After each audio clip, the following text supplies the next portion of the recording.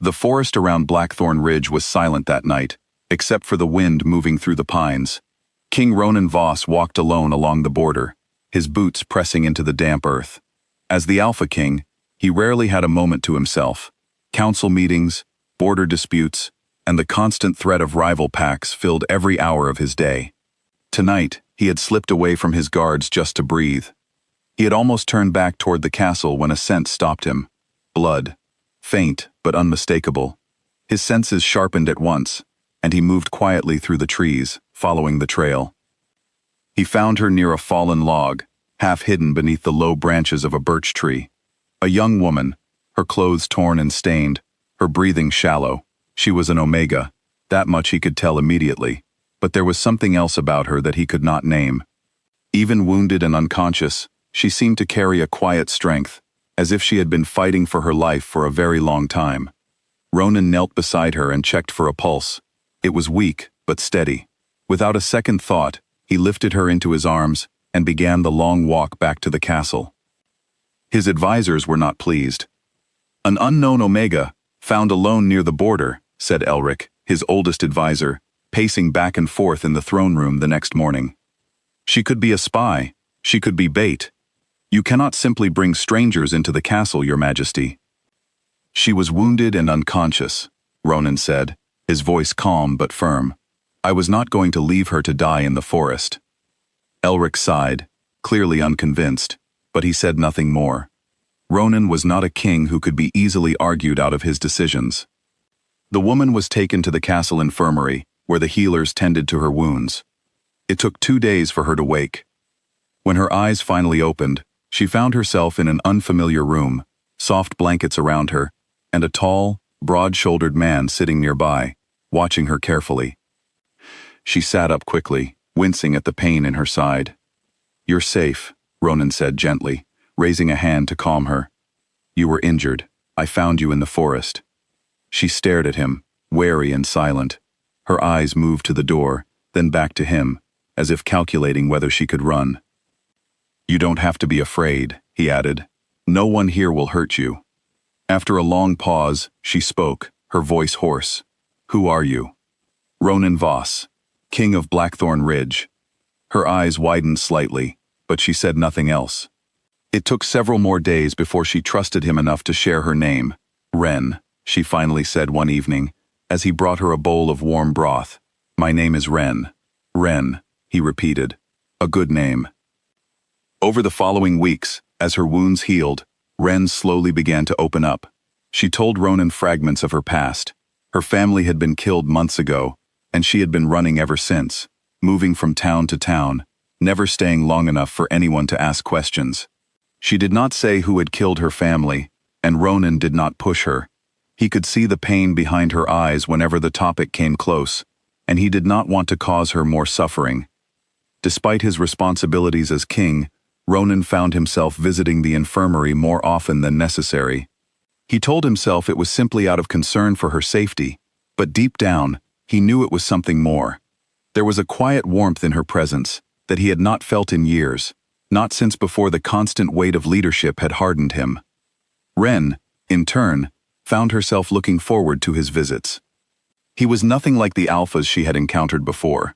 He was powerful, yes, but he never used his strength to intimidate her. He listened when she spoke. He was patient with her silences. Slowly, the walls she had built around herself began to soften. But strange things started happening around the castle.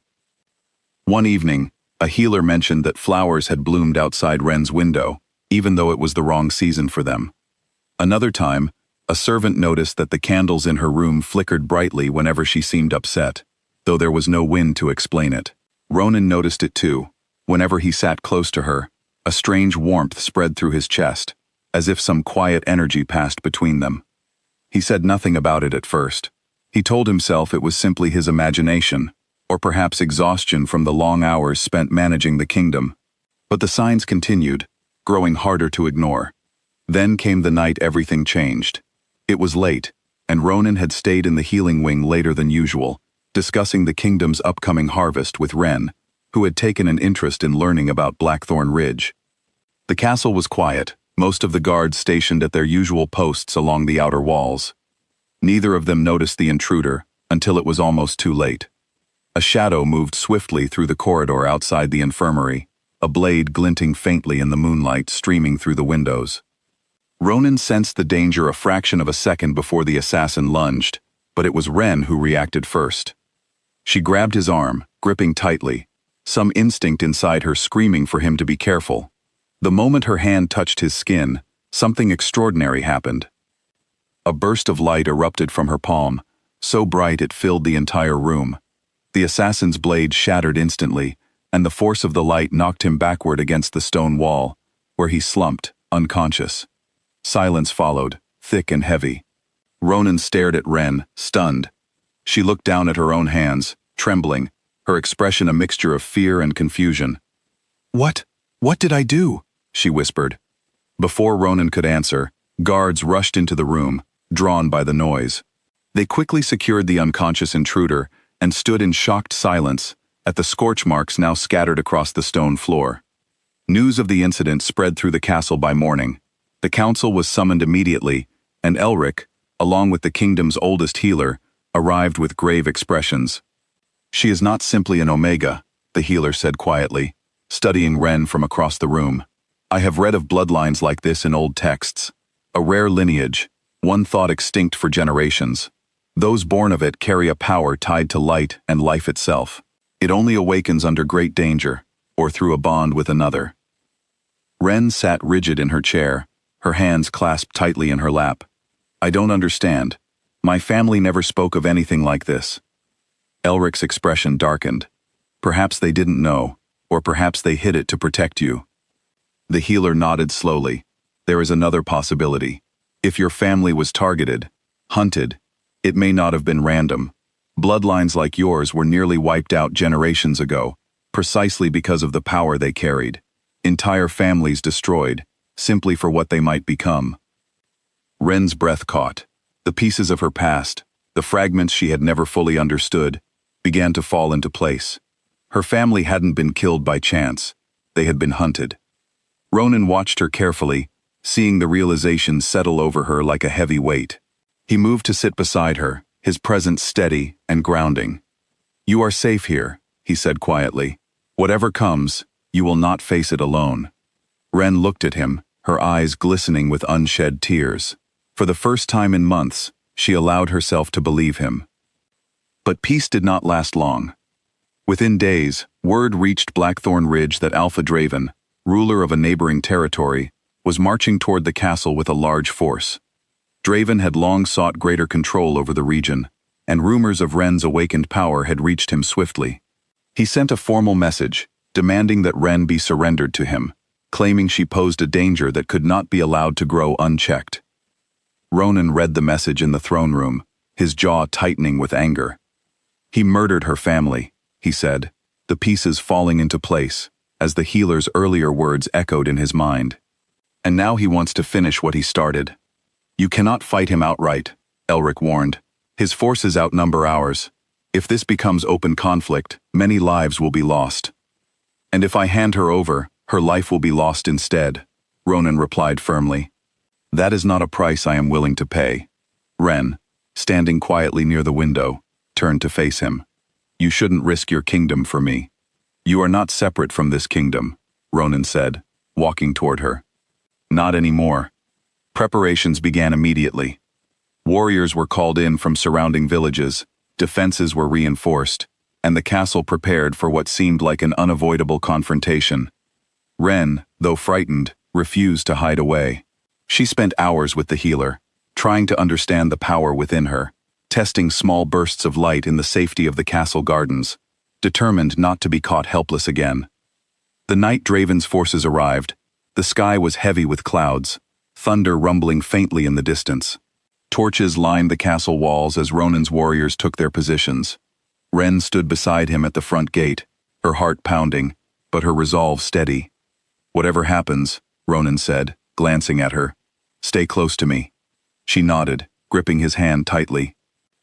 The battle began swiftly and violently. Draven's forces surged forward, and the clash of steel echoed through the courtyard. Ronan fought alongside his warriors, his strength as Alpha King evident in every movement. but the numbers were overwhelming. Then Draven himself appeared, cutting through the chaos with terrifying precision, his eyes locked on Ren. "You should have stayed hidden," he snarled, advancing toward her. "Your family thought they could escape too." Fear flickered across Ren's face, but beneath it, something else stirred. Anger, long buried beneath years of running. She thought of her family, of the home she had lost, of the months spent hiding in fear. She was done running. Raising her hands, she called upon the power within her, no longer afraid of what it might do. A brilliant light erupted around her, forming a shimmering barrier that shielded Ronan and the warriors nearby, just as Draven's strike came crashing down. The attack shattered harmlessly against the barrier, and Draven staggered back, stunned. Ronan seized the opportunity, moving swiftly to Ren's side. Together, they advanced, his strength and her light working in perfect harmony. The remaining attackers, seeing their leader faltering, began to retreat in confusion. Draven lunged one final time, desperate, but Ren's power surged brighter than ever, combined with Ronan's force as he intercepted the blow. The impact sent Draven sprawling to the ground, his weapon knocked from his hand. Surrounded and defeated, Draven had no choice but to surrender. His remaining forces withdrew, retreating into the night, leaving Blackthorn Ridge standing, battered but victorious. In the days that followed, peace slowly returned to the kingdom. Draven, humiliated and stripped of much of his influence, was forced to withdraw his claims over the region permanently, unable to gather support after his defeat became widely known. Ren, for the first time in what felt like forever, allowed herself to breathe freely. The fear that had followed her for months finally began to fade, replaced by something she had almost forgotten: hope. Ronan stood with her on the castle balcony one evening, the sunset painting the sky in soft shades of orange and gold. The kingdom below was quiet, peaceful, healing. "You saved my kingdom," he said softly, looking at her. "You saved me first," she replied, smiling gently. He reached for her hand, and as their fingers intertwined, a soft glow flickered between them, warm and gentle, nothing like the fierce power that had erupted during battle. It felt, instead, like something settling into place. "I would like you to stay," Ronan said quietly, "not as a guest, not as someone I am protecting, but as my equal, my mate, if you will have me." Ren's eyes filled with tears, but this time, they were tears of relief, of belonging. After months of running, of hiding, of losing everything she had known, she had finally found somewhere safe to stand. "Yes," she whispered, "I will stay." As the sun dipped below the horizon, casting the last golden light over Blackthorn Ridge, Ronan pulled her close.